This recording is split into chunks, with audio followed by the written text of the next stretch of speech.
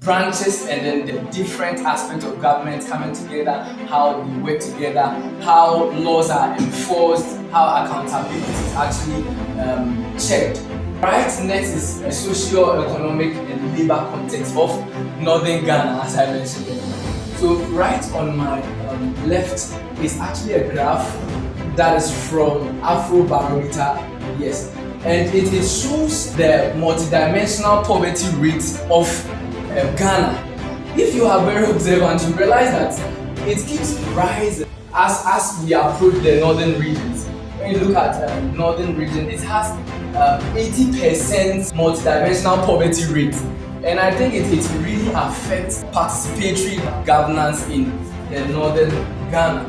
Same for Upper East, Upper West, and the likes.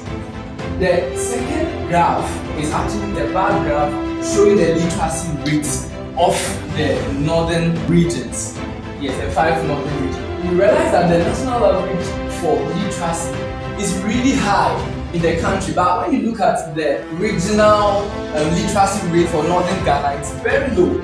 Yes, with Savannah region having less than half of the national average, and this really affects participatory governance. Other points we could talk about are unemployment and then disparities in regions in the north. Right here is also a data from the Electoral Commission comparing the voter turnout of 2020 presidential election in Ghana to 2024.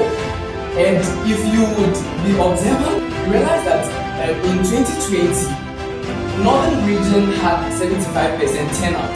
2024 decreased to 58%. Savannah region 74 decreased to 53. Upper East 73 decreased to 52, and Upper West 72 decreased to 51. So what accounts for all of these factors of decline in turnout for presidential election in Ghana? I think it's not even limited to just the national level. Local elections too have similar elections. Yes. There are 3 factors here I've mentioned. Education gaps. In the northern region, I had the opportunity to take my 3rd trimester field as a UDS student in Northeast region.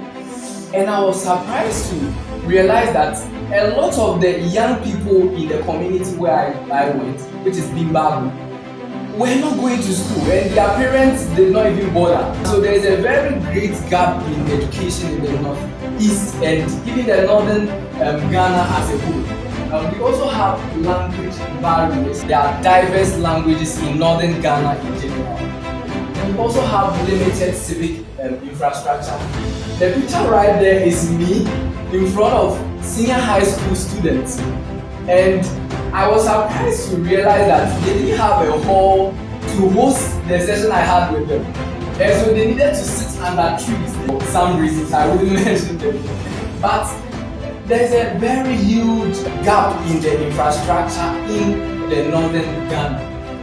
Yes, according to Afrobarometer survey 2, it is observed that lots of Ghanaians don't even understand the difference between government and then military.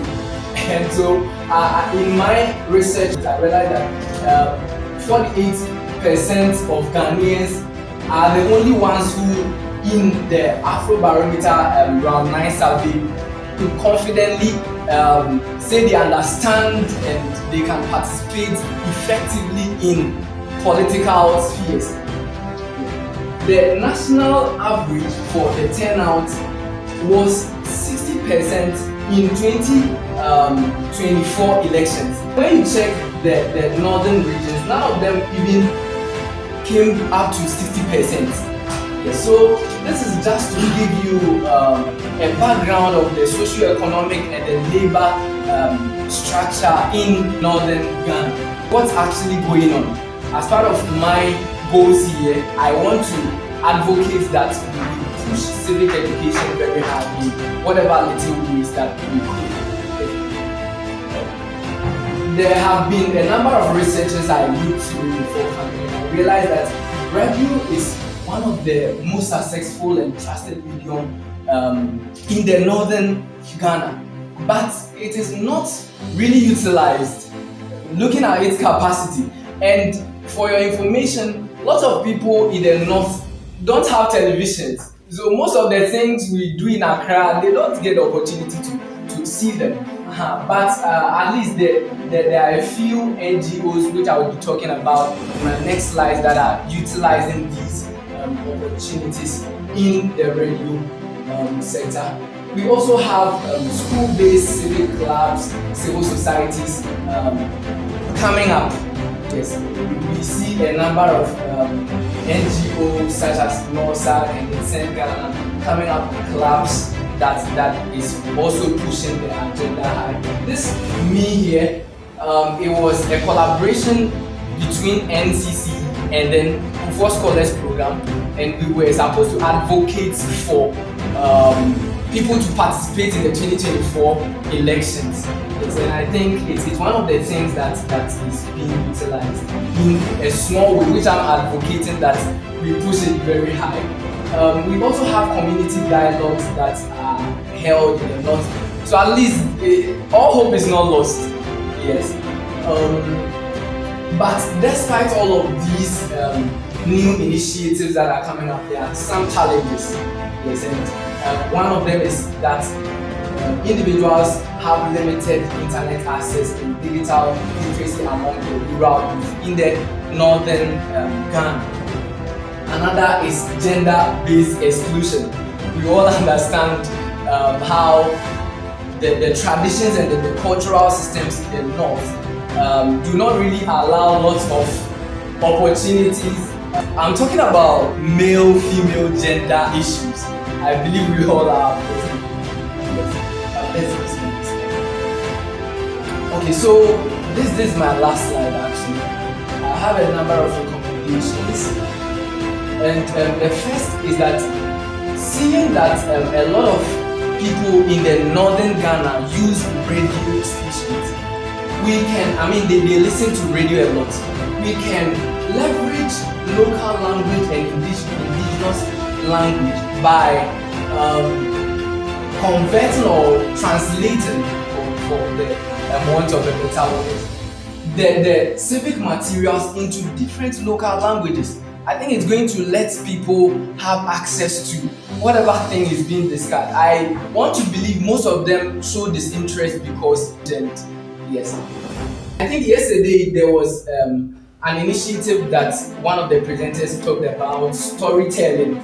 That was me. I tried to feature it in here, but I doubt it here. Yes, Amir AI.